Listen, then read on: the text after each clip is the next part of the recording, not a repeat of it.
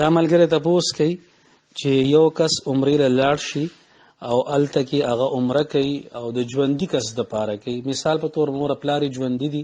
نو هغه د مور دپاره عمره کوي، د پلار دپاره عمره کوي، د بل چا دپاره کوي، خو هغه کس ژوندی دی چې د چا دپاره دی عمره کول غواړي. نو آیا ژوندي کس دپاره عمره کیږي او که نه کیږي؟ نو جواب دا دی چې د بل چا دپاره عمره کول یا نیک یا نفل کول د هغې مطلب دا وي چې دا نیک عمل زه کوم، نفل عمل دی، نو الله تعالی دې د دې عمل ثواب هغه ته ورسوي. د دې مقصد ایصال ثواب وي. نو ایصال ثواب چې څنګه مړو دپاره جایز دی، دغه شانتي د خپل نیک عمل ثواب یو ژوندي انسان ته بخل هم جایز دی. نو چې ایصال ثواب دواړو دپاره جایز شو، نو بیا د دې عمرې حیثیت هم د ایصال ثواب دی. نو بیا دا ژوندي دپاره هم جایز ده او د مړي دپاره هم جایز ده. البته حج کې به لږه مسله راځي، که حج د ژوندي دپاره کوي نو که دا غرضي چې زه دا نفل حج کوم، ما خپل فرض حج کړی دی، زه اوس نفل حج کوم، نو د دې ثواب دی الله تعالی فلان کې ژوندي ته ورسوي، نو ایصال ثواب خو جایز دی. البته که دی په دې نیت کوي چې د هغه نه فرض کوز شي، په هغه بل کس باندې حج فرض دی او د هغه نه فرض ختم شي، نو دا طریقه ناجایز ده. البته که هغه رالیږي حج بدل دپاره نو بیا به هغه جایز وي، خو هغه هماغه وخت کې چې هغه د حج کولو نه عاجزه شوي، نو صرف عمره یا نفلی عمل که د بل چا دپاره کولی شي، ان د دې شرعي حیثیت د ایصال ثواب دی او دا جایز دی. دا ملګری تپوس کوي چې یو مسجد کې جمع وشي نو دوباره په هغې کې جمع کول دا څنګه دي؟ که چېرې هغه جومات د کور نه 1 کیلومتر 2 فاصله کې وي، 5-6 کسان لاړ شي هلته دویمه جمع کوي، نو د دې دویمې جمعې څه حکم دی؟ او دی وی چې موږ له تاسو تفصیلي جواب راکوي. نو جواب دا دی چې دویمه جمع کول د دې احکامات مختلف دي او د هغې وجه د حالاتو مختلف والی دی. که چېرې مسجد داسې وي، نمبر 1 صورت دا دی که مسجد داسې وي چې هغه د لارې مسجد وي، لکه د روډ باندې بندزي سفر کوي، په دې موټروی باندې قیامت عام کې مساجد دي، نو په دې جماعتونو کې خو دویمه جمع بالکل جایز ده، څه مسله پکې نشته. که دویمه جمع کوي که څوک دریمه کوي، ځکه چې مسافر څه ټایم کوزیږي نو هغې به هغه ټایم ځان له جمع کوي او ځي به. که جومات داسې وي چې هغه د محلې مسجد وي، د هغې خلک هم متعین دي، هلته کې جمع په ټایم باندې کیږي نو په دغه مسجد کې د دغه محلي خلقو دپاره او یا د نږدو خلقو دپاره دویمه جمع کول دا مکروه تحریمي دي، دا ناجایز دي. ځکه که چېرې د دغه مسجد کې د مقامي خلقو دپاره د دویمې جمع اجازت ورکړی شي، نو بیا به خلق په لومبنۍ جمع کې کوتاهي کوي، او لومبنۍ جمع کې چې کوتاهي کیږي نو دې ته د شریعت په اصطلاح کې تقلیل الجماعت ویل شي، یعنی د لومبني جمع افراد کمیدل. په لومبنۍ جمع کې بیا خلق اهتمام نه کوي، خلق به دا سوچ کوي چې بس اسې دویمه جمع جایز ده، نو که ورسېدو او که ونه رسېدو نو ځان له به جمع وکړو، نو دغه لومبني جماعت کې به اهتمام کم شي، افرادو کمی به شي، ان په دې وجه باندې د مقامي خلقو دپاره د محلې په مسجد کې دویمه جمع کول دا مکروه دي او مکروه تحریمي دي. البته که چېرې د بهر نه مسافر راشي، مثال په طور تبلیغي جماعت را ورسېده یا د بل ځای نه څه خلق رالل او هغوی مسافر دي، ملمانه دي، نو که هغوی په هغه جماعت کې په هغه مسجد کې دویمه جمع کوي نو د هغې گنجایش دی، ځکه چې که دی دویمه جمع کوي نو په دې کې هغه لومبني جماعت باندې څه اثر نه غورځېږي، دا مستقل خلق نه دی چې د دې په وجه باندې لومبنی جماعت اثر انداز شي. دا ملګری تپوس کوي چې عقیقه دا کم وخته پورې کیږي او د دې څومره ورځې دي؟ نو جواب دا دی چې کله ماشوم پیدا شي نو د هغې پیدایش په 10 ورځ باندې عقیقه پکار وي، که په هغې ونه شي نو په 14مه پکار وي، که په هغې ونه شي په 21مه پکار وي. د 21مې پورې خو بالاتفاق دا د عقیقې ورځې دي، او که د دې نه پس څه عذر د عذر په وجه باندې پاتې شو، بیا د اومې ورځې لحاظ وساتل شي، نه مطلب 28 تاریخ 28 ورځ وغیره داسې، نو په دغه ورځ باندې عقیقه کول شي. او که بغیر د عذر نه وي نو بیا خو دغه 21 تاریخ پورې عقیقه ده، او د هغې نه پسې که بیا کوي نو بیا به ورته الله تعالی د صدقې ثواب ورکوي، او صدقه هم د ماشوم دپاره د اهل و عیال دپاره یو بهتره څیز دی. دا ملګری تپوس کوي چې یو واده کې ټنګ ټکور وي نو په هغې کې د امام دپاره خوراک کول او دعوت تلل د دې شرعي حیثیت څه دی؟ نو جواب دا دی چې یو لومبنۍ خبره خو دا ده چې د واده په موقع باندې دا ټنګ ټکور نه د دې ګانو بجانو نه ځان ساتل دا ضروری دي، ځکه چې واده د خوشحالۍ موقع وي. نو چې موږ او تاسو په خپله خوشحالۍ کې الله تبارک وتعالی خوشحاله کړو، الله تعالی به موږ او تاسو په دغې خوشحالۍ باندې خوشحاله کوي. او که نه موږ او تاسو الله تعالی خفه کړو نو بیا الله تعالی به انسان په دغه خوشحالۍ باندې خفه کړي. نو بیا د واده نه پس ګورو موږ زموږ مشاهده ده چې جنګونه وي، جګړې وي، او لوی حشر نشر وي. د هغې وجه هم دی چې موږ او تاسو په خپله خوشحالۍ کې خپل رب ناراضه کوو. به هر حال دا خو د جواب نه اوټ خبره وه. تر کومې پورې چې د جواب تعلق دی نو که د ډوډۍ ورکولو په ځای کې ټنګ ټکور وي نو دغې مجلس ته خو حاضري بالکل نه ده پکار، او دغه ډوډۍ خوراک هم نه دی پکار. او که نه ډوډۍ مجلس جدا وي، ټنګ ټکور چې ته بل ځای کې کېږي نو بیا اگر چې د دغې روټۍ خوراک گنجایش دی، خو لیکن داسې حضرات چې هغه په دین کې پیشوا ګڼلی شي، په دین کې راهنما ګڼلی شي، لکه ائمه حضرات شو، علما حضرات شو،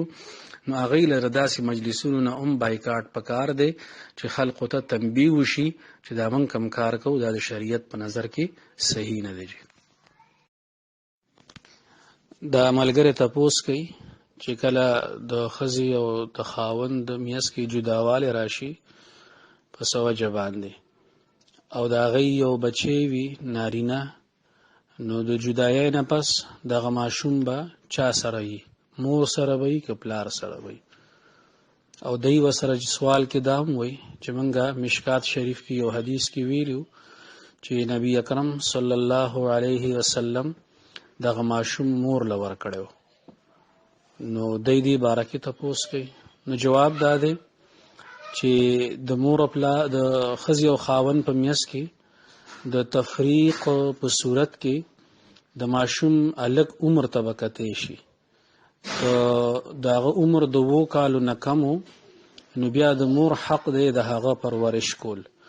ځکه چې د 2 کالو نه کم عمر کې د هغه چې کوم ضروریات دي، که هغه خوراک څښاک دی، که هغه پاکیت دی وغیره، نو دا د مور بهتر انداز کې کولی شي. او د 2 کالو نه پس بیا به دغه ماشوم پلار ته حواله کولی شي، ځکه چې د 2 کالو نه وروستو هغه ته د تربیت ضرورت دی. هغه ځان په خپله سمبالولی شي، خو هغه ته اخلاق خول دي او د هغه تربیت کول دي، نو دغه کار پلار په بهتر انداز باندې کولی شي. دا خو جی د سوال جواب شو.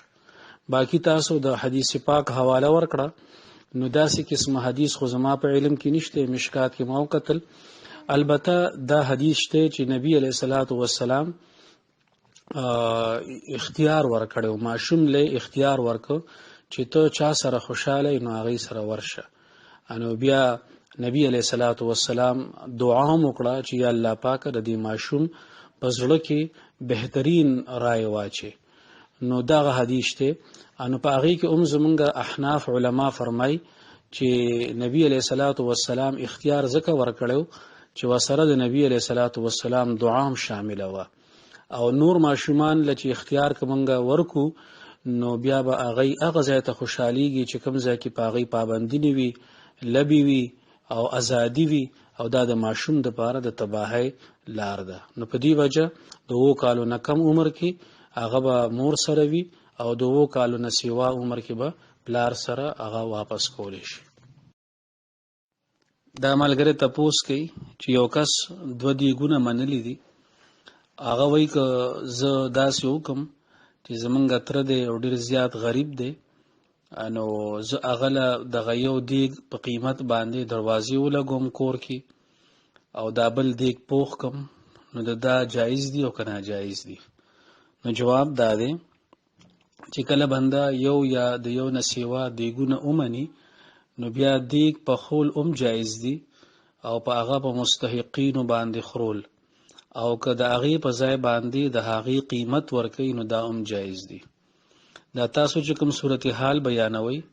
نو په دې صورت کې بغیر د څه شک شبهې نه که دغه ترس تاسو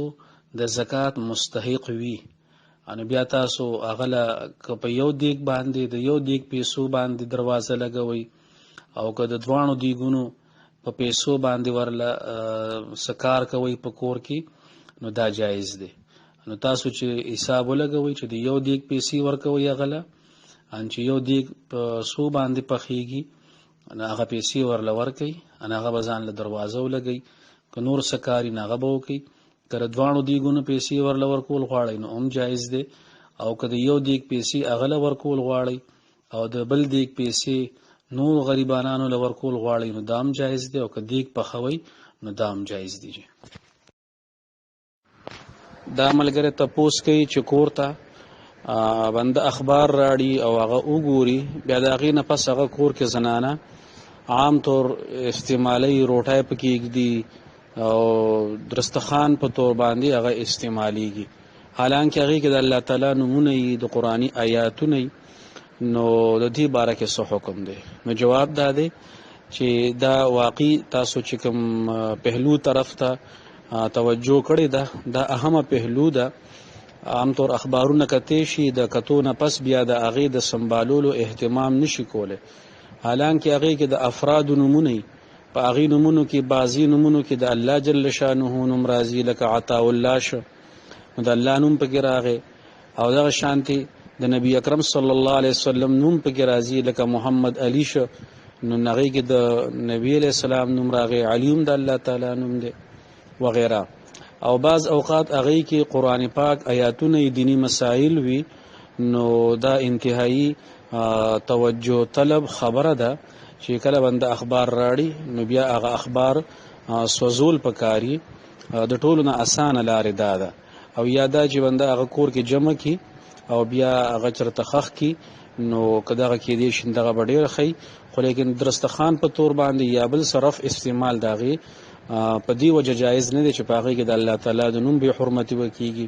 په هغې کې به د نبي علیه الصلاة والسلام د نوم یا د قرآني یا د مقدس آیاتونو په وجه باندې د هغې بې حرمتي به کېږي نو دغه استعمال جایز نه دی. دا ملګری تپوس کوي چې دا دکانداران چې کوم سوټونه د خلکو د توجه دپاره یې کېښودي هغې دپاره هغې ډیمې جوړ کړي او هغې اگر چې سر نی خو لیکن سینه د هغې راوتې وي نو دا دې باره کې تپوس کوي چې د دې شرعي حیثیت څه دی؟ نو جواب دا دی چې که صرف دغه ډیمې وه او سر نه وی یا اندامونه نور نه وی نو بیا خو پکې څه اشکال نو خو لیکن دا تاسو چې کومه خبره کوئ چې په کوم کیفیت باندې دا جوړ شوی دی او دغه مستوره اعضا هغه کل کرښکاري نو دا انتهایی نامناسبه ده د شریعت په نظر کې اخلاقی طور دا دکانونو ته به زنانه ځي نو هغې ته مخې ته داسې فرنټ کې مجسمې نصب کول دا نه شریعت په نظر کې جایز دي او نه اخلاقی طور د دې جواز کېدی شي. که چېرې یو سړی سوټ هغه شومینټ کوي نو هینګر کې دې ځوړند کړي یا دغه مجسمه وي هغې نه سر کټ کړي د هغې نه دا اوبرې هوې اندامونه کټ کړي نو بس بیا د هغې ته سوټ واچوي نو بیا پکې اشکال نشته. دا ملګری تپوس کوي چې موږ د ملازمت په سلسله کې موږ ته یو کمره میلاو شوې ده په هغې کې ټول موږ ملګري ناست یو نو یو کس دی هغه وایي چې ما ته پته نشته چې د څه عقیده ده خو کله علما پسې خبره کوي کله تبلیغیانو پسې خبرې کوي کله وایي چې سنت د عمل سیز دی حدیث د عمل سیز نه دی وغیره ګډې وړې خبرې کوي نو دا ملګری تپوس کوي چې زه څوک ما خو د دلیل سمې نشته نو جنگ وسره وکم که څه طریقه اختیار کم؟ نو جواب دا دی چې کله یو کس داسې غلطي خبرې کوي نو جنگ هغه څوک کوي چې هغه سره دلیل نه وي چې کله د دلیل په بنیاد باندې خبرې نو الحمدلله منګه ته په خپل مسلک باندې د دلایلو پر رڼا کې اطمینان دی. نو تاسو علماو سره رابطه کوئ، که دغلته قریب څه علما وي نو هغوی سره رابطه وکئ، نو که څه مسله وي هغوی به وضاحت کوي. باقي مناظرې کول، مباحثې کول دا یو عبث څیز په دې وخت کې ځکه دی چې زمونږ دپاره یعنی عوامو دپاره چې هغې کې څه حده پورې علم وي بیا علم ختم شي نو بیا هغه تلخی طرف ته خبره ځي، نه یو تن د خپل موقف نه رستو کیږي نه بل تن د خپل موقف نه رستو کیږي. نو بیا داسې وخت کې بهتره دا ده چې د دغې کس ته ټول ملګري په شریکه باندې ووایي چې موږ به خپل وخت تېرو، یو ځای به خبرې وخت تېرو، خو لیکن داسې قسم خبرې به نه په مجلس کې چې هغه زموږ مذهب سره تعلق ساتي، هغه زموږ جذباتو سره تعلق ساتي. د دې خبرو نه هغه په جمع باندې منع کوي په حکمت سره په طریقه باندې، نو دا به ډېره بهتري. جنگ جګړې کول دا مناسب خبره نه ده. دا ملګری تپوس کوي چې یو سړی په مقبره باندې تیریږي او سوره فاتحه ووایي، سوره اخلاص 3 پیرې ووایي او بیا په زړه کې دا نیت وکړي چې یا الله پاک ردې ثواب تمام مردگانو ته ورسې، نو چې اوس کوم مړی شوی لا تر اوسه پورې هغه مقبرې ته دفن کولو دپاره نه راوړلی شوی، ان د دې ثواب هغه ته رسي او که نه رسي. نو جواب دا دی چې دا خبره د انسان په نیت باندې منحصره ده. که چېرې هغه نیت دا کړی وي چې تر اوسه پورې کوم مردگان وفات دي ان الله تعالی د دې ثواب هغې ته ورسوي، نو چې کوم دفن شوی وي نو هغه ته به هم ثواب رسي، چې کوم نی دفن شوی هغه ته به هم ثواب رسي. او که نه بنده دغه تلاوت وکړي او خاص دغه مقبره کې د مدفون مړو نیت وکړي بیا به صرف هغې ته ثواب رسي. دا د نیت پورې منحصره ده. په دې وجه باندې چې کله بنده نفل وکړي یا تلاوت وکړي او هغه ایصال ثواب کوي، نو بهتره دا ده چې د آدم علیه السلام نه والې موجوده لمحې پورې چې څومره مړي شوي دي ان د هغې ټولو مسلمانانو مړو نیت وکړي، نو الله تعالی ټولو ته اجر او ثواب رسوي. دا ملګری تپوس کوي چې موږ د عقیقې باره کې معلومات حاصلو چې کله د 9 ورځې نه پاتې شي نو بیا بهتر صورت څه دی؟ نو جواب دا دی چې 9 ورځې نه کله پاتې شي نو بیا بهتره خبره دا ده چې په 14 ورځ باندې وکړی شي، په 21 ورځ باندې وکړی شي. نو دغه 14 او 21 ورځ بیا هم دا د دې دپاره موقع ده او اخکه ثواب به ورته ملاویږي چې کوم ثواب په 9 ورځ باندې په عقیقه کولو کې الله تعالی ورکوي. دا ملګری تپوس کوي چې یو کس چاته فون وکړي او هغه فون یو زنانه اوچت کړي، د سکول پرنسپل اوچت کړي، نو هغې سره سلام دعا او خبرې اترې د دې شرعي حکم څه دی؟ نو جواب دا دی چې پردو زنانو سره بغیر د څه ضرورت نه خبرې کول ناجایز دي، د هغې اواز اورېدل ناجایز دي، او دا خبرې کول دا د نورو مسلو چې دی نو هغې ذریعه جوړیږي، بیا دا خبره په دغه ځای باندې ودرېږي نه مخکې ځي، نو بیا مخکې نور مفاسدو کې بنده مبتلا کیږي. البته که د ضرورت په بنیاد باندې وي نو د ضرورت په درجه کې خبرې کول پکار دي. که د ماشوم اسکول دی که هغې پرنسپله ده هغې سره د ماشوم باره کې څه خبره کول دي نو بهتره خدا ده چې د ماشوم مور لدی هغه دی هغه خبره وکړي. که دغه سهولت نه وي نو بیا دغه نارینه خبرې کولی شي بقدر ضرورت، او په هغې کې د د شریعت حکم دی چې دغه پردی زنانه او دغه پردی نارینه دی په خبرو کې یو بل ته لهجه کافی سخته استعمالی، په نرمه لهجه کې د یو بل سره خبرې نه کوي او په داسې انداز کې د خبرې کوي چې بس دی وی چې کله به دا ټلیفون بندوم، کله به دا خبرې بس کوم. نو په دې طریقه باندې د خبرو کولو د ضرورت په وخت کې اجازت شته، د ضرورت په مقدار باندې، او باقی د دین علاوه غپ لګول فضول خبرې کول دا به هر حال ناجایز او ناروا دي. دا ملګری تپوس کوي چې زمونږ په علاقه کې چې کوم جرګي والا کسان دي نو څه کسان داسې دي چې هغې کله چاله روغه کوي نو د هغې نه ډېرې پیسې وملي، هغې که روټۍ هم خوري، د هغې په باندې ځان له ګاډي هم کوي، نو د دې شرعي حکم څه شی دی؟ نو جواب دا دی چې د دوو مسلمانانو میس کې چې کوم روغه کول دي نو د هغې فضیلت خو قرآن پاک بیان کړی دی. الله جل شانه فرمای چې څوک دا کار کوي د دوو مسلمانانو میس کې روغه او د هغه مقصد د الله تعالی رضا وي نو الله تعالی به هغه ته اجر عظیم ورکوي. نو چې کوم اجر ته الله تعالی عظیم او لوی وي نو حقیقت کې هغه به ډیر لوی اجر وي. نو بیا دغه ډیر لوی اجر د دنیا په سپیسو باندې ضایع کول دا انتهایی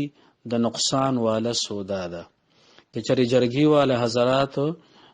مالی حیثیت سره خوي نو بیا خو غیر د الله رضا دپاره د دوو کسانو میس کې منډې تړلې وهل پکار دي. او کنه جرګې والا حضرات کمزوري وي مالی اعتبار سره او هغې ته ضرورت محسوسیږي چې منګه په دې باندې سفر کوو په دې کې منګه منډې تړلې وو نو که د خپل حقیقي خرچو مطابق د فریقینو نه سپیسي والی نو په دې کې څه حرج نشته ځکه چې د هغې په کار کې دی بندیوانه دي د دغې منډو تړلو د وجې نه دی خپل کار نشي کولی. خو لیکن په دې سلسله کې هغې نه ناروا فیسونه اغستل او زیات پیسې اغستل او داسې خوراکونه د هغې نه خوړل په هغې باندې ګاډي کول نو دا خو به هر حال که ضرورت په درجه کې وي لکه څنګه چې مخکې مونږه ووي نو بیا خو د ضرورت طبقه شي. خو لیکن که ضرورت نه وي نو فضول د هغې نه ډوډۍ خوړل او هغې باندې ګاډي کول دا خو به بیا په ظلم کې راشي. دا بیا به دا په گویا کې د هغه د زړه رضامندي نشته او مونږ د هغه نه ډوډۍ خورو مونږ د هغه نه ګاډي کوو مونږ د هغه نه پیسې الو نو دا خو بیا په ظلم او ناجایزوالي کې راشي. نو چې څومره د دې خرچه کیږي نو د هغې مناسب د خیر د پیسې والي که ضرورت ورته وي او که ضرورت نه نو د هغې نه د ځان وساتي چې د دنیا دا خبره پکې اړو مخې ته رانشي چې په آخرت کې الله پاک هغې له اجر عظیم ورکړي. دا ملګری تپوس کوي چې یو کس غاښ ډک کی او یا هغه کور ورته واچي نو د اودس په وخت کې او د غسل په وخت کې به د دې څه حکم وي؟ آیا دا کور او دغه چې کوم د برایه والا ماده ده دا به لرې کوي او غسل به کوي اودس به کوي او که نه سره د دې نه اودس کېږي یا نه کېږي؟ نو جواب دا دی چې کله غاښ ډک کړی شي که صرف برایي وشي کور ورته نی نو که اودس او غسل کوي نو دواړه صحیح دي او که کور ورته واچو په داسې طریقه باندې چې هغه کور د غاښ یو حصه شي او بیا دې جدا کیږي نه نو دغه د غسل او د اودس په وخت کې دغه کور چې لون شي نو بس دا کافي دی. نو که غاښ ډک کړی شوی او یا هغې ته کور اغوستلی شوی نو په دواړو صورتونو کې چې کله هغې سره پیوست وي او جدا کیږي نه نو دغه کور لر کولو ته هم ضرورت نشته او دغه ډکوالی چې کوم ماده باندې ډکولی شي دغې مادې لرې کولو ته هم ضرورت د اودس یا د غسل په وخت کې نشته. دا ملګری تپوس کوي چې کله یو کس په کرایه باندې کور اخلي نو مالک مکان د هغه نه ایډوانس کې د یو څو میاشتو کرایې په طور باندې پیسې مخکې والي او د هغې وجه دی چې کله کرایهدار کور پریدي نو بعض اوقات هغه بیلونه شارټ پریدي او لاړ شي کله کور کې څه نقصان کړی وي او هغه دغه شانتې کنډم پریدي او لاړ شي نو بیا مالک مکان ته د هغې نقصان وي. نو په دې صورتحال کې د ده دپاره دغه ایډوانس پیسې اغستل جایز دي او که ناجایز دي؟ نو جواب دا دی چې په دې بنیاد باندې ایډوانس پیسې اغستل جایز دي. البته دغه پیسې به د سره امانت وي چې کله کرایهدار خپل کور پریدي او واپس ځي مالک مکان ته دغه کور حواله کوي نو که مالک مکان هغې کې چې کوم نقصان وي یا سبیلونه شارټ وي نو د ایډوانس پیسو نه د هغه پوره کړي او باقي ایډوانس پیسې به هغه کرایهدار ته واپس کوي. خو لیکن دغه پیسې د سره به طور امانت دي او دغه به ځان سره ساتي جي نو په دې بنیاد باندې دا اغستل جایز دي. دا ملګری تپوس کوي چې یو کس په جسم باندې ټیټو جوړ کړی دی ان هغه دا تپوس کوي چې دې سره غسل کیږي او کنه کیږي. نو جواب دا دی چې دې سوال نمخ کې دا سوالم کول پکار دی چې دا ټیټو جوړول د شریعت په نظر کې جایز دي او کنه جایز دي. اول دا خبره چې ټیټو جوړول دا ناجایز دي بلکې فقها ورته حرام وای، یعنی انتهایی سخت حکم په لګی ځکه چې دی کې د الله تبارک وتعالى چې کوم تخلیق کړي دی داغي تغییر دی داغي تبدیلی ده او بعض اوقات د جاندارو هغه ټیټو جوړول شي هغه خو بیا ګناه د پاسه ګناه دی. نو چې کوم ملګرو نه دی جوړ کړي نو هغه خدا تصور په ذهن کې مراولي او د دین مکمل ځان ساتل پکار دي. چې کوم ملګرو جوړ کړي دي نو امکاني کوشش دیو چې دا ختم شي، خو باوجود د دې کلا سوره پورې نه ختميږي انو غسل هغه څه مسله نشته کدي سره غسل کوي نو غسل داغه کیږي. البته د دې ټیټو جوړول ناجایز دي او که چا جوړ کړي وي نو ګناه کړي دي توبه باسل پکار دي، خو لیکن غسل ور سره کیږي. دا ملګری تپوس کوي چې یو کس بهر ته نو د بل کس نه سونه واغسته قرض او هغه ځان لخر سکړه او بهر لاړ، اوس هغه کس راغلی دی نو سونه چې کله هغه اغسته نو هغه ټیم خو ارزانه به اوس خو ډیره ګرانه ده. نو دا چې چا سونه ورکړی ده نو دی ورته وایي چې مال به اوسانه پیسې راکې، د اوسانه سونی چې سوره قیمت جوړیږي نه هغه مال راکې، او دغه کس ورته وایي چې نه دا خو سود کې راځي. نو د دې مسلې د حل غواړي. نو جواب داده چې کله یو کس سونه قرض والی نو دا غي د ټولو نه آسان صورت داده چې سونه دی ورله واپس ورکی که په هر قیمت باندې وي. چې کله د سونه اغسته نو که هغه ټیم ګرانه و که ارزانه و، اوس چې کله سونه واپس کوي نو که ارزانه یو که ګرانه نو دې سره بس کار نی د یو توله سونه اغستره اوس دی ورته یو توله سونه واپس کی، لس تولې سونه اغستره اوس دی ورته لس تولې سونه واپس کی. نو چې کوم جنس کې د قرض والا معامله شوی وي نو واپسای کې به هغه جنس ورکول ضروری وي،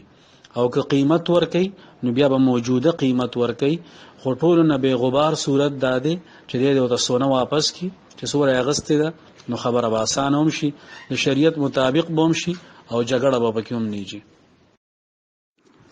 دا ملګری تپوس کوي چې چابي چین سره بعض اوقات د جاندار سیز تصویر راځي، نو هغه چابي چین په جیب کې پروت وي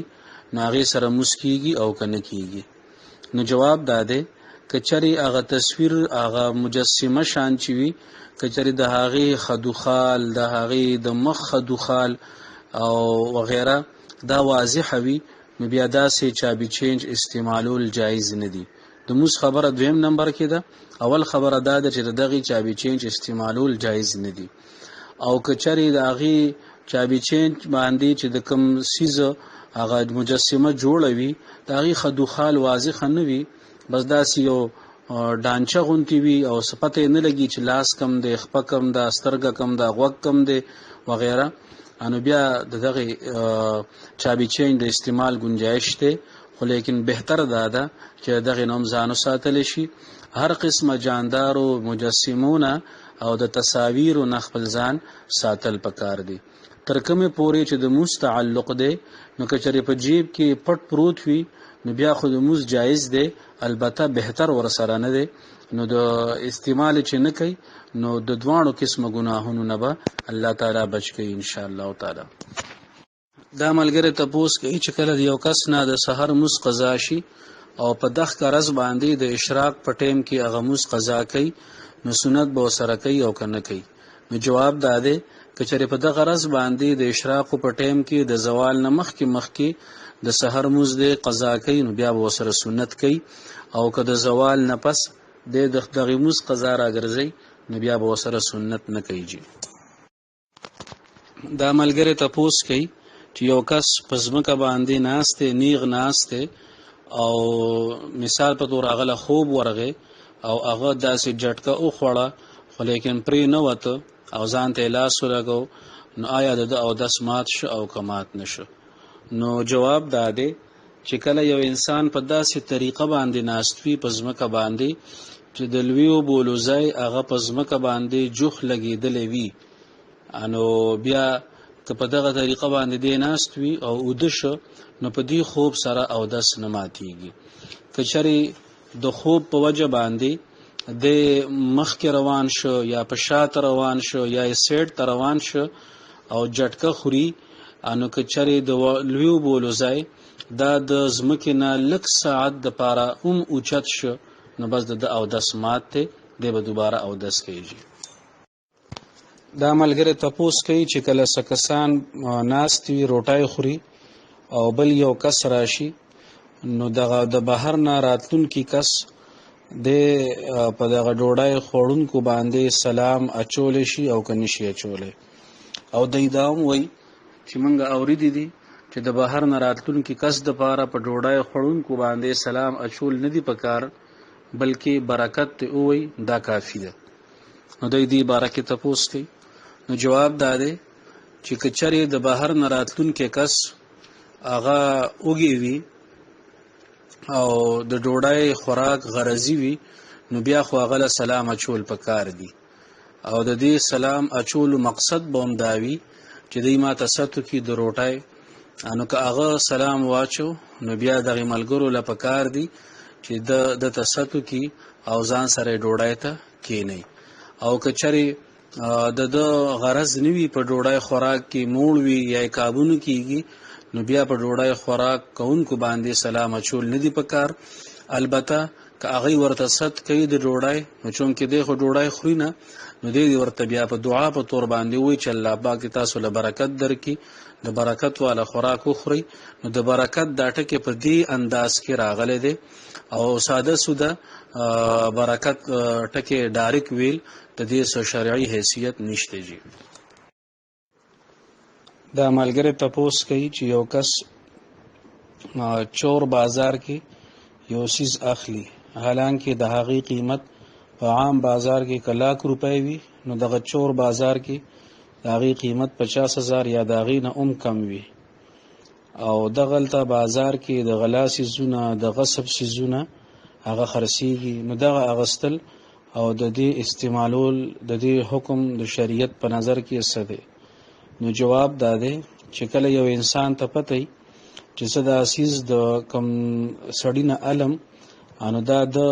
په غلا باندې ملاو شوی دی یا د چا نه غصب کړی دی په ناجایزه طریقه باندې د سره دا پروت دی نو د هغه نه اغستل هم جایز نه دي. هغه سره د دغې سیز باره کې د خرید و فروخت معامله کول جایز نه دي. او چې بیا کله خرید و فروخت والا معامله جایز نه وي نو بیا د خپل ځان دپاره د هغې استعمال هم جایز نه دی جي.